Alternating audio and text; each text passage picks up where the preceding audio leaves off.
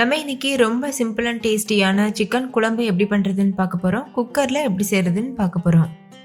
Hi friends, என் பேர் Abhi. Welcome to Indian recipes Tamil.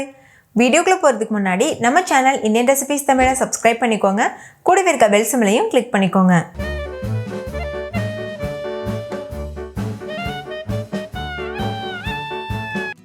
First இந்த ரெசிபி பண்ணுறதுக்கு மசாலா அரைக்கணும்.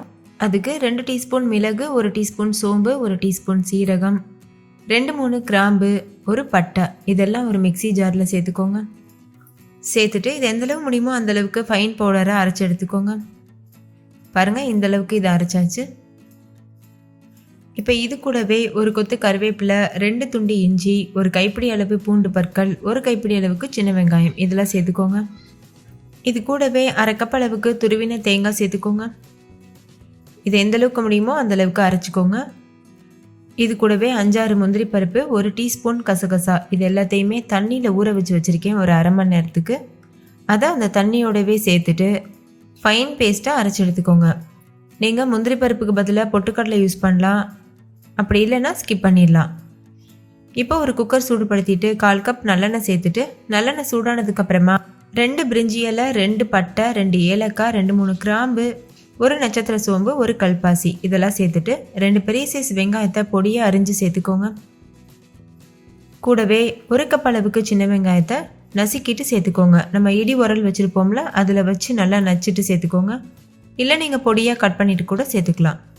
கொஞ்சமாக உப்பு சேர்த்து வெங்காயம் பச்சை வாசனை போகிற வரைக்கும் வதக்கிக்கோங்க. வெங்காயம் கலர் மாறணும்னு அவசியம் இல்லை, இந்த மாதிரி சாஃப்டாக வெந்து வந்தால் போதும்.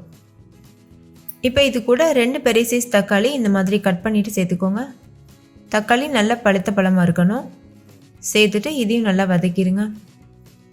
தக்காளி நல்லா வதங்கினதுக்கப்புறமா இது கூட 2 டீஸ்பூன் மிளகாத்தூள் சேர்த்துக்கோங்க. வீட்டிலையே மிளகாத்தூள், மல்லித்தூள்லாம் எப்படி செய்யணுன்னு நான் வீடியோ அப்லோட் பண்ணியிருக்கேன், அதை செக் பண்ணி பாருங்கள், உங்களுக்கு யூஸ்ஃபுல்லாக இருக்கும். சேர்த்துட்டு ஒரு நிமிஷத்துக்கு இது நல்லா வதக்கிடுங்க. நல்லா வதக்கினதுக்கப்புறமா நல்லா கழுவி சுத்தம் பண்ணி வச்சுருக்க சிக்கன் சேர்த்துக்கோங்க. நான் ஒரு 3/4 கிலோ அளவு சிக்கன் எடுத்து நல்லா வாஷ் பண்ணிவிட்டு எடுத்து வச்சுருக்கேன், அதை தான் சேர்க்க போகிறேன். சேர்த்துட்டு இந்த சிக்கனை அந்த எண்ணெயிலேயே ஒரு 2 நிமிஷத்துக்கு வதக்கி விட்டுக்கோங்க. 2 நிமிஷத்துக்கு அப்புறமா நம்ம ஏற்கனவே அரைச்சி வச்சுருக்க பேஸ்ட் இருக்குல்ல, அதை சேர்த்துருங்க. சேர்த்துட்டு இது நல்லா மிக்ஸ் பண்ணிவிட்டு ஒரு 3 நிமிஷத்துக்கு இது நல்லா வேக வச்சுக்கோங்க. நம்ம இந்த மசாலா வதக்காமல் அப்படியே தான் அரைச்சிருக்கோம், அதனால் இந்த ஸ்டேஜில் இது நல்லா வேகணும். இப்போ ஒரு 3 நிமிஷம் கிட்ட ஆயிருக்கு. மிக்சி ஜாரில் கொஞ்சமாக தண்ணி சேர்த்து கழுவிட்டு அதையும் சேர்த்துருக்கேன். இந்த ஸ்டேஜில் நீங்கள் தேவையான அளவுக்கு தண்ணி சேர்த்துக்கலாம். சேர்த்து நல்லா மிக்ஸ் பண்ணிடுங்க.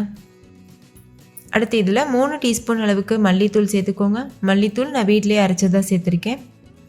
சேர்த்து நல்லா மிக்ஸ் பண்ணிவிட்டு இது கூடவே ஒரு 1/4 டீஸ்பூன் மஞ்சள் தூளும் சேர்த்துட்டு நல்லா கலந்துக்கோங்க. இப்போது குழம்புக்கு தேவையான அளவுக்கு தண்ணி சேர்த்து நல்லா மிக்ஸ் பண்ணிடுங்க. தண்ணி சுடு தண்ணி சேர்த்துக்கோங்க. சேர்த்துட்டு நல்லா கலந்துட்டு மூடி போட்டு மூடிட்டு ஹை ஃப்ளேமில் வச்சு ஒரு விசில் வச்சு எடுத்திங்கன்னா கரெக்டாக இருக்கும். ஒருவேளை ஒரு விசிலில் சிக்கன் வேகலைன்னா நீங்கள் மறுபடிக்கும் ஒரு 5-6 நிமிஷத்துக்கு வேக வச்சுக்கலாம். கொஞ்சமாக உப்பு சேர்த்துட்டு மிக்ஸ் பண்ணிவிட்டு வேக வச்சுக்கலாம். இப்போ நல்லா கலந்தாச்சு. குக்கர் மூடி போட்டு மூடிட்டு ஒரு விசில் வந்ததுக்கப்புறமா ஸ்டவ் ஆஃப் பண்ணிவிட்டு ப்ரெஷர் தானாக ரிலீஸ் ஆனதுக்கப்புறமா ஓப்பன் பண்ணி பாருங்கள். இப்போ ப்ரெஷர் தானாக ரிலீஸ் ஆயிடுச்சு. இப்போ நம்ம குக்கர் ஓப்பன் பண்ணி பார்க்கலாம். நல்ல கலர்ஃபுல்லாக கமன்னு சிக்கன் குழம்பு சூப்பராக தயாராகிடுச்சு. ஃபைனலாக இதில் கொஞ்சமாக கொத்தமல்லி இலை கட் பண்ணி தூவிட்டு மிக்ஸ் பண்ணிவிட்டு நம்ம சர்வ் பண்ணலாம். இது நீங்கள் ஒயிட் ரைஸ் கூட, அதுக்கப்புறமா வெரைட்டி ரைஸ் கூடலாம் வச்சு சர்வ் பண்ணலாம். அதே மாதிரி சப்பாத்தி கூட வச்சு சாப்பிட்றதுக்கும் ரொம்பவே பெர்ஃபெக்டாக இருக்கும். கண்டிப்பாக ஒரு டைம் செஞ்சு பாருங்கள். அதுக்கப்புறம் அடிக்கடி இதே ரெசிபி செய்ய ஆரம்பிச்சிடுவீங்க, அவ்வளோ ருசியாக இருக்கும். ஓகே ஃப்ரெண்ட்ஸ், இந்த வீடியோ உங்கள் எல்லாருக்கும் ரொம்ப பிடிச்சிருக்கும்னு நம்புகிறேன். பிடிச்சிருந்தா லைக் பண்ணுங்கள், உங்கள் ஃப்ரெண்ட்ஸ் கூட ஷேர் பண்ணுங்கள். நீங்களும் செஞ்சு பார்த்துட்டு டேஸ்ட் எப்படி இருந்ததுன்னு கமெண்ட்டில் சொல்லுங்கள். தேங்க்யூ, பாய்.